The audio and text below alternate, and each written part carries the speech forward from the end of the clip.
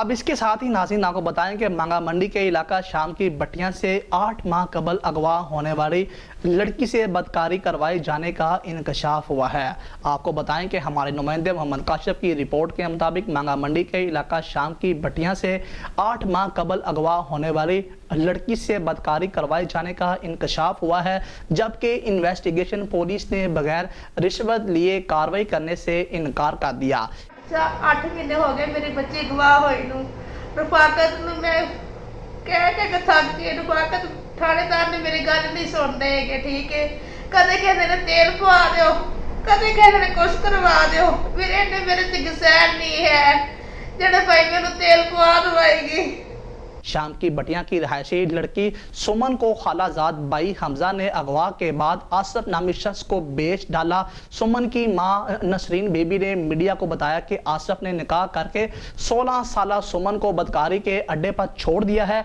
आसफ अपनी पहली बीवी और सुमन की बदकारी की कमाई खाता है। मेरी बेटी को बदकारी के अड्डे से भागने की कोशिश पर तशद्दुद का निशाना बनाया जाता है। सुमन की मां नसरीन बेबी ने बेटी की बाजियाबी में मदद के लिए प्रेस क्लब मांगा को भी दरख्वास्त दे दी। ठीक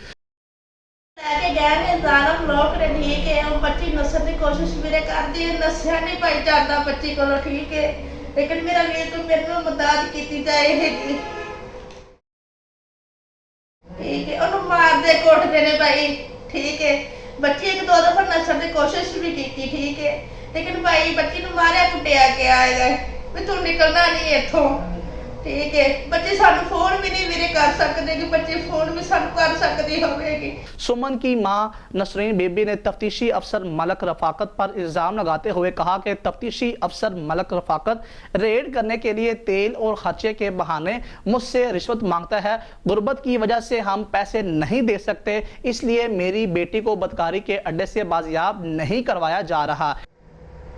भाई सारी गल मेरी बच्ची को धंधा करवा दे। ठीक है, मेरे बच्चे सारी गल सानू किसी का फोन नंबर तो किया फोन के मैनू अम्मा जी धंधा करवा दे। ठीक है, असं लैंड से भाई गल की। ठीक है, बच्चे मेरे मार दे कुट दे, साढ़े नाल भाई नहीं आन देंगे। ठीक है, लेकिन सारे गल पुलिस साढ़े को पैसा मंगती। पुलिस कर सारी गल मेरे साढ़े को पैसा नहीं है भाई जरा असं पैसे दे के अपने बच्चे ले आइए।